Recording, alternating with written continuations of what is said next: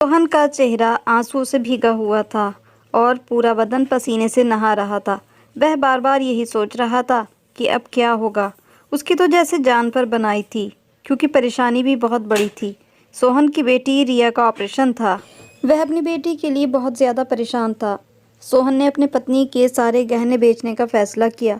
वह पत्नी के गहने लेकर सुनार के पास गया और फिर वहाँ से पैसे लेकर हॉस्पिटल आ रहा था कि एक मोटरसाइकिल सवार ने उसका पीछा करना शुरू कर दिया और फिर मौका देखकर उसके सामने आया। हाथ में पिस्टल लिए उसने सोहन से बैग छीनने की कोशिश की, लेकिन सोहन ने बैग को अपने से अलग नहीं होने दिया। जब उसने देखा कि यह सोहन बैग नहीं छोड़ रहा, तो गुंडे ने सोहन के सिर में गोली मार दी और फिर बैग लेकर भाग गया। घर जाकर उस गुंडे ने बैग खोला तो बैग में 10 लाख रुपए और सोहन की बेटी रिया की फ़ोटो और उसके ऑपरेशन की रिपोर्ट्स भी थी। आज शाम को रिया का ऑपरेशन होना था। अचानक गुंडे को अपने किए पर पछतावा हुआ। वह सोहन को तो मार चुका था। अब दिल ही दिल में ये सोच रहा था कि अगर उस बच्ची के पिता के अलावा कोई ना हुआ तो उस बच्ची का क्या होगा। वह अपना भेष बदलकर बैग उठाकर अस्पताल की तरफ दौड़ा, लेकिन जैसे ही अस्पताल में पहुंचा तो उसके रोंगटे खड़े हो गए, क्योंकि सोहन एक इलेक्ट्रिशियन था। बिजली के सामान की एक छोटी सी दुकान थी। जब उसकी बेटी रिया पैदा हुई तो दोनों पति पत्नी की भावनाएं अलग अलग थी। सोहन था कि खुशी से फूला नहीं समा रहा था और उसकी खुशी उसकी आंखों से महसूस हो रही थी, जबकि उसकी पत्नी माया परेशान थी। वह परेशान नज़रों से अपने पति की तरफ देख रही थी। जब सोहन अपनी पत्नी के पास आया तब माया ने अपने पति के आगे हाथ जोड़ लिए। वह हैरान हुआ और उससे पूछने लगा कि किस बात की माफ़ी मांग रही हो। वह कहने लगी, मेरी इच्छा थी कि मेरी पहली औलाद बेटा हो और जो बड़ा होकर आपका सहारा बने, लेकिन किस्मत में शायद बेटी ही लिखी थी। इस पर सोहन ने अपनी पत्नी को डांट कर कहा कि कैसी बातें कर रही हो, क्या कभी मैंने इस तरह की कोई बात तुम्हारे सामने की? मैं इतना तंगदिल नहीं हूँ। मैं अपनी बेटी की पैदाइश पर बहुत खुश हूँ और तुम्हें भी यही कहूँगा कि इस तरह की बातें मत करो। खुशी के इस मौके पर तुम कैसी बातें कर रही हो। उसने अपनी बेटी का नाम रिया रखा और रिया उसे अपनी जान से भी ज़्यादा प्यारी थी। रिया जब 6 साल की हुई तो उसको एक अच्छे प्राइवेट स्कूल में एडमिशन कराया। माया इस बात के खिलाफ थी कि इस स्कूल की फ़ीस बहुत ज़्यादा है। अभी तो रिया बच्ची है, लेकिन आगे जाकर हमारे लिए परेशानियां बढ़ जाएंगी, क्योंकि जैसे जैसे रिया क्लासेस में प्रमोट होगी उस हिसाब से इसकी फ़ीस भी बढ़ती चली जाएगी। सोहन ने मुस्कुराकर कहा, अभी इसका बाप जिंदा है। मैं अपनी बेटी को इस शहर के सबसे अच्छे स्कूल में पढ़ाना चाहता हूँ। ये मेरा सपना था जो पूरा करने जा रहा हूँ। रिया जब 5वीं क्लास में गई तो एक दिन क्लास में उसकी तबीयत ख़राब हुई। उसका सिर चकराने लगा और वह नीचे गिर गई। फिर उसे होश नहीं रहा। टीचर्स बहुत परेशान हुए और उन्होंने रिया के घर पर फ़ोन किया। माया ने फ़ोन उठाया तो उन्होंने बताया कि आपकी बेटी की तबीयत अचानक ख़राब हो गई है। हम उसे हॉस्पिटल लेकर जा रहे हैं। आप भी हॉस्पिटल में पहुंच जाइए। माया ने परेशानी की हालत में अपने पति को फ़ोन किया कि रिया की तबीयत ख़राब हो गई है और वह अस्पताल में है। सोहन उस समय अपनी दुकान में बैठा था। वह भागता हुआ अस्पताल पहुंचा, जबकि उसकी बेटी अभी तक बेहोशी की हालत में थी। परेशानी की हालत में वह डॉक्टर के सामने आया तो डॉक्टर ने कहा, आपकी बेटी फ़िलहाल बेहोश है, लेकिन परेशानी की बात नहीं, हालत खतरे से बाहर है। आपकी बेटी के सर में एक ट्यूमर है जिसका अभी भी इलाज किया जा सकता है, लेकिन अगर देर की गई तो शायद मामला हमारे कंट्रोल से बाहर हो जाए। आपकी बेटी का ऑपरेशन होगा और आपको ऑपरेशन की अभी तैयारी करनी पड़ेगी। सोहन ने अपनी बेटी को देखा तो उसका दिल पिघल गया। ऑपरेशन थिएटर में उसकी बेटी बेहोशी की हालत में पड़ी थी, जबकि डॉक्टर ने उससे कहा कि जल्दी से 10 लाख रुपए ऑपरेशन की फ़ीस जमा करिए, ताकि जल्दी से जल्दी इस बच्ची का ऑपरेशन हो सके। सोहन वहाँ से घर आया। वह जैसे ही घर में पहुँचा तो माया रिक्शे में बैठकर अस्पताल की तरफ जा रही थी।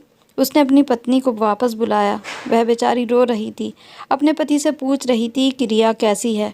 सोहन अपनी पत्नी से बोला, रिया ठीक है, मेरी बात ध्यान से सुनो। डॉक्टर ने रिया का ऑपरेशन बताया है। उसके सर का ऑपरेशन होगा, क्योंकि हमारे पास बाकी कोई और रास्ता नहीं है। इसीलिए तुम अपने गहने दो, मैं सुनहार से उनके पैसे लगवाता हूँ और हमारे पास समय भी बहुत कम है। पत्नी ने जल्दी से अपने सारे गहने, जो उसकी माँ की निशानी थे, एक कपड़े में लपेटकर अपने पति के हवाले किए। सोहन पत्नी के गहने लेकर सुनार की दुकान की तरफ दौड़ा। सारे गहनों की कीमत 10 लाख रुपए दे पाए, जो कि ऑपरेशन के लिए काफ़ी थी। उसने वह पैसे एक बैग में डाले और हॉस्पिटल की तरफ दौड़ा। बस से उतरकर वह फुटपाथ पर बड़ी ही तेज़ी से हॉस्पिटल की तरफ बढ़ रहा था कि मोटरसाइकिल पर सवार एक गुंडे ने उसका रास्ता रोका और पिस्तौल दिखाकर कहा कि यह बैग मेरे हवाले कर दो, वरना गोली मार दूंगा। सोहन ने उससे कहा, मेरे रास्ते से हट जाओ, मैं किसी हाल तुम्हें कामयाब नहीं होने दूंगा और ये बैग तुम्हारे हवाले नहीं करूंगा। जिस पर वह अपनी बाइक से नीचे उतरा और फिर बैग खींचने लगा। सोहन ने काफ़ी हिम्मत दिखाई और किसी तरह भी वह बैग खुद से अलग नहीं कर रहा था, जिस पर उस लड़के ने सोहन के सिर में गोली मार दी और फिर वह बैग लेकर वहाँ से भाग गया। घर जाकर उसने बैग खोला तो उसकी आंखें खुली की खुली रह गईं। बैग में 10 लाख रुपए थे। पैसे देखकर तो वह काफ़ी खुश हुआ, लेकिन उन पैसों के अलावा एक बच्ची की फ़ोटो थी और एक मेडिकल रिपोर्ट भी थी, जिस पर ऑपरेशन की डेट लिखी हुई थी। गुंडे को इस बात का पता चल चुका था कि यह बच्ची इस इंसान की बेटी थी जिसको उसने मारा, और ये पैसे वह अपनी बेटी के ऑपरेशन के लिए ले जा रहा था। इस गुंडे का नाम बंटी था। बंटी गुंडा नहीं था, बल्कि यह सब मजबूरी में कर रहा था। तो उसके छोटे भाई राजू को किडनैप किया गया था और किडनैपर ने उससे लाखों रुपए की डिमांड रखी हुई थी। कई बार बंटी के दिमाग में यह बात आई कि पुलिस स्टेशन चले जाना चाहिए, पुलिस वालों को इस किडनैपर के बारे में बताना चाहिए, लेकिन वह अपने आप को रोक लेता, क्योंकि उसे किडनैपर की बात याद आ जाती थी कि अगर तूने पुलिस को बताया तो फिर तेरे भाई को मार दिया जाएगा। यह मामला बंटी के लिए बहुत गंभीर बन चुका था। वह अपने भाई की खातिर एक बेगुनाह की जान तो पहले ही ले चुका था, लेकिन अब बच्ची की तस्वीर जब उसकी आंखों के सामने आई तो अपने सगे भाई को भी भूल गया। सिर से लेकर पांव तक वह पसीने से भीग गया था। उसका जिस्म ठंडा होता जा रहा था और टांगें कांप रही थी। जब वह बैग छीन रहा था, उसे इस बात का एहसास नहीं था कि वह कौन सी गलती कर रहा है। अब घर में आकर उसे इस बात का एहसास हुआ कि उसने कितनी बड़ी गलती की। अपने भाई की जान बचाने के लिए एक बेगुनाह की जान ले ली दिया, ताकि कम से कम बच्ची की तो जान बचा ली जाए और उसके ऑपरेशन में देर ना हो। वह अस्पताल के अंदर दाखिल हुआ तो सामने का नज़ारा हैरान कर देने वाला था। रिया का ऑपरेशन हो चुका था और उसकी हालत खतरे से बाहर थी। वह इस मौके की तलाश में था कि रिया के बारे में जान सके। एक नर्स जैसे ही ऑपरेशन थिएटर से बाहर आई तो उसने पूछा कि यह लड़की को क्या हुआ था और अभी कैसी है। नर्स ने बताया कि इसका ऑपरेशन हुआ है, इसके सिर में ट्यूमर था, लेकिन अब इसका ऑपरेशन कामयाब हो गया है। लेकिन एक ऐसी खबर है जिसके लिए सारे डॉक्टर परेशान हैं। जब वह बच्ची होश में आएगी और उसे इस बारे में पता चलेगा, तब उससे छुपाने की कोशिश करेंगे। अभी वह बच्ची इस हालत में नहीं कि उसे किसी भी तरह की तकलीफ़ पहुँचे। बंटी उस नर्स से पूछने लगा, कौन सी खबर? नर्स ने उसे बताया कि किसी जालिम ने इसके पिता को मार डाला। वह अपनी पत्नी के गहने बेचकर के बच्ची की ऑपरेशन के पैसे लेकर अस्पताल की तरफ आ रहा था। रास्ते में किसी गुंडे ने उससे वह पैसे छीन लिए और उसको गोली मार दी। उसके पिता की लाश भी इसी अस्पताल में पोस्टमार्टम के लिए लाई गई है। डॉक्टरों ने हालात को देखते हुए फ्री में रिया का ऑपरेशन कर दिया, लेकिन अब वह इस बात के लिए परेशान है कि ये बात उससे कैसे छुपाई जाए कि उसका पिता अब इस दुनिया में नहीं है। हमने बच्ची की माँ को भी ये बात समझा दी है कि अभी रिया के पिता के बारे में कुछ भी नहीं बताना, लेकिन अभी उसने हल्की बेहोशी में आते ही सबसे पहले अपने पिता का नाम लिया और वह बार बार अपने पिता को पुकार रही है। बंटी ने जब ये सुना तो अपने आप को कोसने लगा। उसके दिल में आया कि उसे पिस्तौल की गोली से अपने को मार डाले, लेकिन अचानक उसे अपने भाई की याद आई। जिन लोगों ने उसके भाई को किडनैप किया हुआ था वह बार बार फ़ोन कर रहे थे, लेकिन यह उनकी कॉल नहीं उठा रहा था। अचानक बंटी हॉस्पिटल से वापस गया और फिर वीरान जगह पर उनकी कॉल उठाई।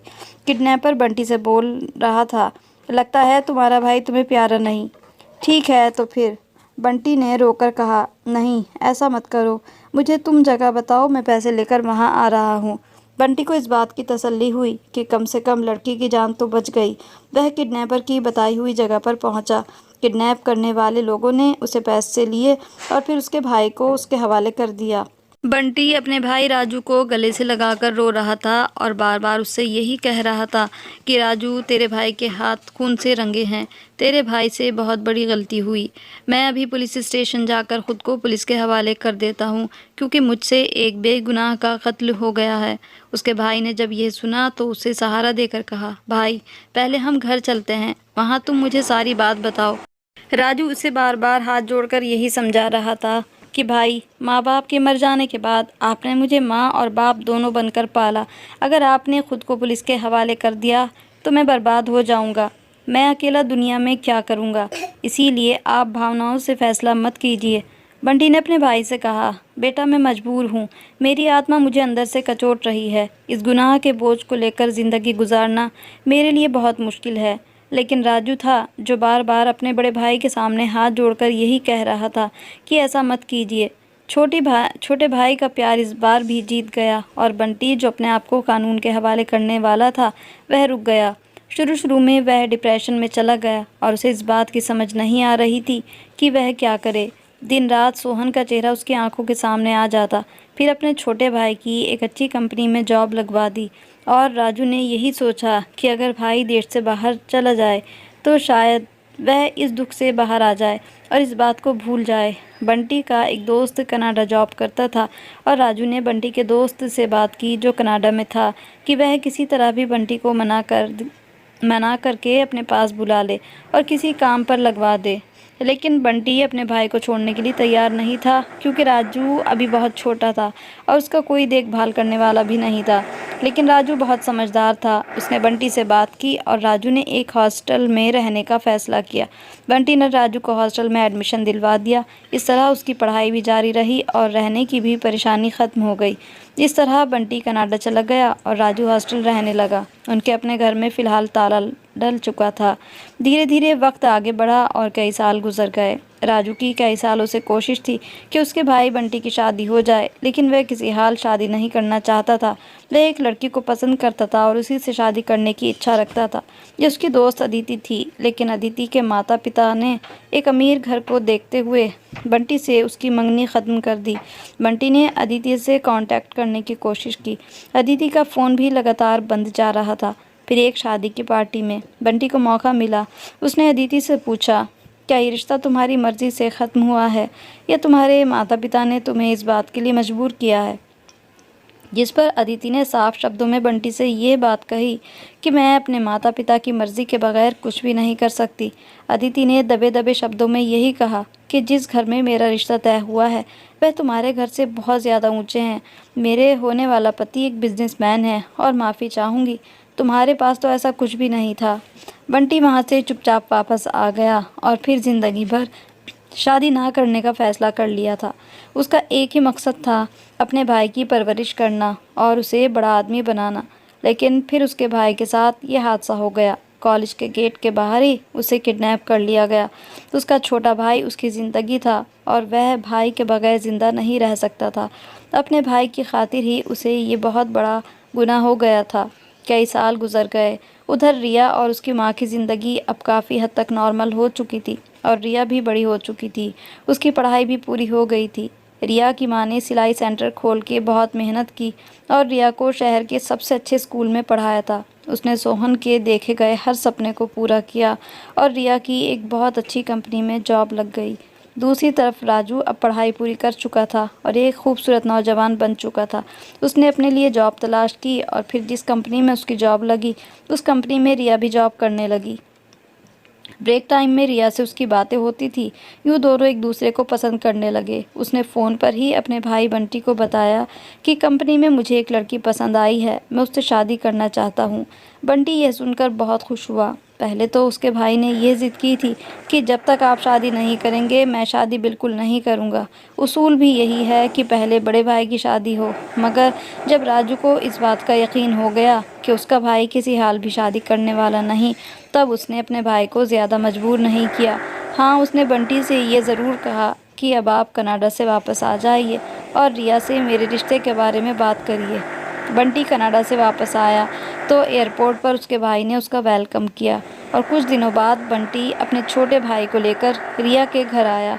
रिया की माँ माया बहुत खुश थी कि उसकी बेटी की एक अच्छे और सुलझे हुए लड़के के साथ शादी हो रही है, लेकिन वह इस बात से बिल्कुल अनजान थी कि जिस लड़के से रिया की शादी पक्की हो रही है उसके बड़े भाई ने ही उसकी दुनिया उजाड़ दी थी, उससे उसका सुहाग छीन लिया था।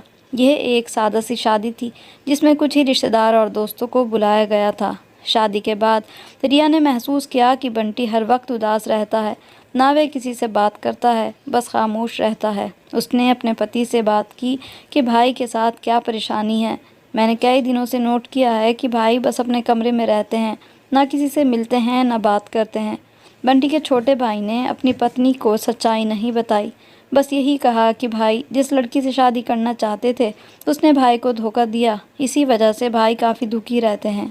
हालांकि राजू भी जानता था कि बंटी से जिस इंसान का कत्ल हुआ था रिया उसी की बेटी है, और वह ये बात रिया को बता भी नहीं सकता था।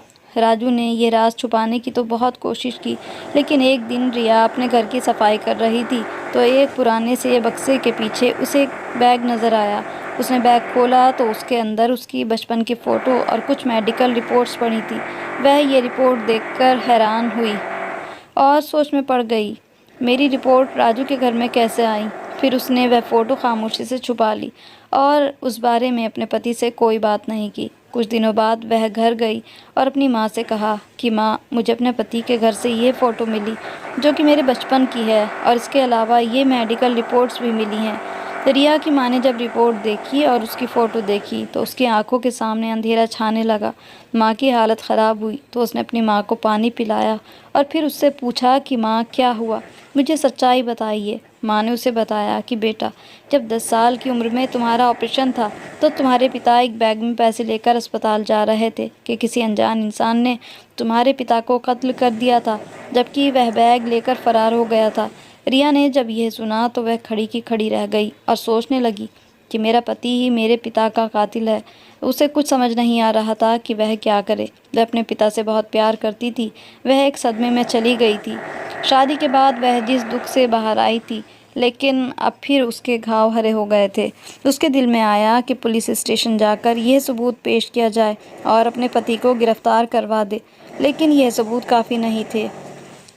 2 दिन बाद जब उसका पति उसे लेने आया तो उसने साथ जाने से इनकार कर दिया। राजू हैरान था कि मेरी पत्नी मेरे साथ क्यों नहीं जा रही, लेकिन उसने कहा कि माँ अकेली रहती हैं, इसीलिए मैं कुछ दिन यहीं माँ के पास रहना चाहती हूँ।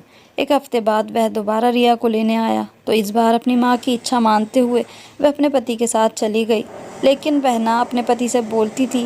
वह बार बार रिया से यही कहता कि क्या हुआ, जब से तुम अपने मायके से वापस आई हो मैं तुम्हारे बर्ताव में बदलाव देख रहा हूँ। अगर कोई शिकायत है या कोई ऐसी वैसी बात है तो मुझसे शेयर करो। लेकिन वह चुप रही, किसी से कोई बात नहीं करती थी। यह बात राजू के सहन से बाहर थी। अक्सर वो रिया पर चीखने लगता था, चिल्लाता था, उससे पूछता था कि तुम्हें क्या हुआ है। उसके बीच जब झगड़ा बढ़ जाता था तो बंटी सुन लेता था। बंटी काफ़ी हद तक सच्चाई से आगाह हो चुका था। अपने छोटे भाई को उस तकलीफ़ में देखकर उसे बहुत तकलीफ़ होती थी। वह इस सच्चाई से अनजान नहीं था कि वह दोनों एक ही कमरे में रहते हैं, लेकिन उनके बीच मीलों की दूरियां हो चुकी हैं, और उससे राजू बहुत ज़्यादा परेशान और दुखी था। एक दिन रिया और राजू अपने कमरे में ही बैठे थे कि फायर की आवाज़ आई। यह फायर बंटी के कमरे में हुआ था। राजू भागता हुआ कमरे में गया तो चीखने लगा, चिल्लाने लगा, क्योंकि बंटी ने अपने को गोली मार ली थी। उसने अपने कान पर फायर किया और बेड पर मुर्दा हालत में पड़ा हुआ था, जबकि उसके साथ ही एक लेटर पड़ा था। लेटर में यही लिखा था कि बेटा, मैं तुझे अपना बेटा बनाकर ही पाला। मैं तुझे अपना छोटा भाई नहीं बल्कि बेटा ही समझता था। मैं अपने आप को कानून के हवाले करना चाहता था, लेकिन तेरी इच्छा पर मैंने ऐसा नहीं किया। लेकिन मैं अंदर ही अंदर घुट रहा था। ज़िंदगी मुझ पर बहुत मुश्किल थी। मुझे पता है कि किस तरह वह बैग रिया ने देख लिया था। वह तुझे अपने पिता का कातिल समझती है, जबकि सच्चाई में तो उसके पिता का कातिल मैं ही हूँ। मैं तुम दोनों का गुनहगार हूँ और ये गुनाह लेकर मैं नहीं जी सकता।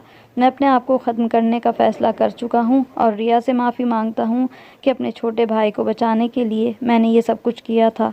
हो सके तो मुझे माफ़ कर देना। रिया भी दौड़ती हुई राजू के पीछे आई तो राजू अपने भाई से लिपटकर रो रहा था, जबकि रिया ने भी वह खत पढ़ लिया। रिया को पता हो चुका था कि उसका पति बेगुनाह था, जबकि उसके पिता को मारने वाला अब दुनिया में नहीं रहा। अपने बड़े भाई की जुदाई में राजू बीमार पड़ गया और इन हालात में रिया अपने पति को अकेला नहीं छोड़ना चाहती थी, इसीलिए उसने अपने पति का साथ दिया। राजू को सारी ज़िंदगी इस बात का दुख रहा कि काश वह अपने भाई को कानून के हवाले होने देता। कम से कम उसका भाई जिंदा तो रहता। मोहब्बत बड़ा खुदगर्ज जज्बा है। एक पिता अपनी बेटी की मोहब्बत में पत्नी के गहने बेच करके हॉस्पिटल भाग रहा था तो एक भाई ने अपने भाई की मोहब्बत में ही बेगुनाह इंसान की जान ले ली।